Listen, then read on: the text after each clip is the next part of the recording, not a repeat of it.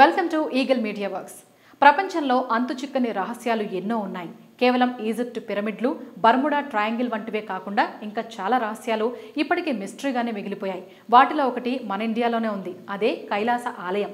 మహారాష్ట్రలోని ఔరంగాబాద్కు 50 కిలోమీటర్ల దూరంలో గల 32 ఎల్లోరా గుహల్లోని కేవ్ 16లో ఈ ఆలయం ఉంది.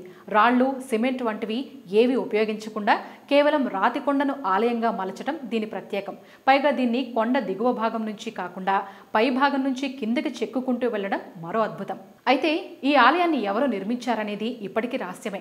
టెక్నాలజీ అందుబాటులో లేని రోజుల్లో ఇంత అద్భుతమైన ఆలయాన్ని నిర్మించారు. ఈ రోజుల్లో ఇలాంటి ఆలయాన్ని నిర్మించాలంటే పక్కా బ్లూ ప్రింట్ ఇంజనీర్లు అవసరమవుతారు. కానీ అప్పట్లో అవేవీ లేకుండానే కేవలం శిల్పులంతా కలిసి 100 అడుగుల ఎత్తైన కొండను ఆలయంగా చెక్కారంటే నిజంగా అద్భుతమే. పురావస్తు పరిశోధకుల అంచనాల ప్రకారం 4 లక్షల టన్నుల రాయిని 18 ఏళ్ల పాటు చెక్కి ఈ ఆలయాన్ని నిర్మించారని తెలిపారు. కానీ శాసనాల ప్రకారం ఈ ఆలయాన్ని క్రీస్తు శకం 783లో పూర్తి చేసినట్లు ఉంది.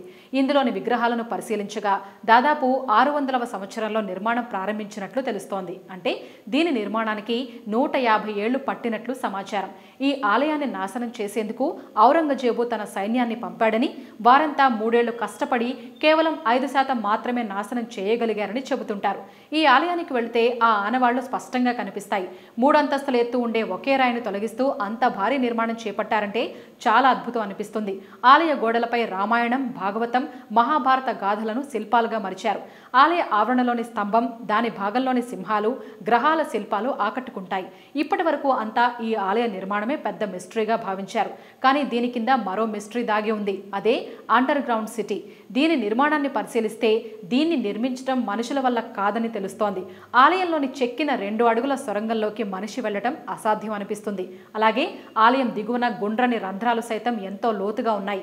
ఇవన్నీ పరిశీలిస్తే ఈ ఆలయం కింద ఓ అండర్ గ్రౌండ్ సిటీ ఉందని తెలుస్తోంది.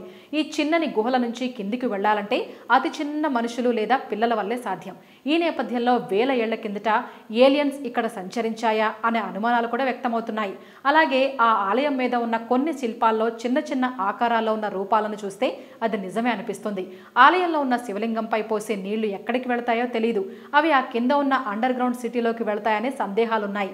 ఆలయం నేలకు ఉన్న రంధ్రాలు గాలి, వెలుతురు కోసం ఏర్పాటు చేసినవి కావచ్చని పలువురు చెబుతుంటారు. అయితే ఆ రంధ్రాల్లో చిన్నారులు పడిపోయే ప్రమాదం ఉందనే ఉద్దేశంతో ప్రభుత్వం వాటిని మూయించివేసింది.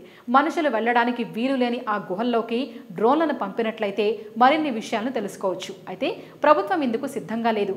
గత 40 ఏళ్ల నుంచి ఆ సొరంగాలు మూసే ఉన్నాయి. దీంతో ఆ గుహల్లో విలువైన నిధులు ఉండవచ్చనే సందేహాలు వ్యక్తమవుతున్నాయి. ఈ కైలాస ఆలయం గురించి మరాఠీ ఇతిహాసాల్లో ఓ కథ ప్రాచుర్యంలో ఉంది. స్థానిక రాజు తీవ్ర అనారోగ్యానికి గురవడంతో అతడి భార్య శివుడిని ప్రార్థించింది.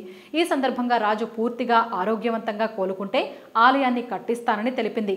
ఆలయం గోపురం చూసే వరకు తాను ఉపవాసం చేస్తానని మొక్కుకుంది. దీంతో ఆ రాజు కోలుకున్నాడు. రాణి మొక్కు తీర్చేందుకు అప్పటి శిల్పులు కొండను తొలిచి ఆలయ నిర్మాణం చేపట్టేందుకు ప్రయత్నించారు. ఈ విషయం తెలుసుకున్న ఓ శిల్పి అలా నిర్మాణం చేపడితే ఆమె ఆలయ గోపురాన్ని చూసేందుకు కొన్ని 100 ఏళ్లు పడుతుందని చెప్పాడు. దీంతో ఆలయాన్ని ముందు నుంచి కాకుండా కొండ పైభాగం నుంచి చెక్కుకొని వచ్చారు. ముందుగా ఆలయం గోపురాన్ని చెక్కి రాణిని ఉపవాస దీక్ష విరమించేలా చేశారు. అందుకే ఈ ఆలయానికి అంత ప్రత్యేకత వచ్చిందని ఆ కథలో పేర్కొన్నారు. ఈ వీడియో కనుక మీకు నచ్చినట్లయితే లైక్ చేయండి, షేర్ చేయండి, సబ్స్క్రైబ్ చేయండి. Thanks for watching eagle media works. Like and subscribe Eagle Media Works.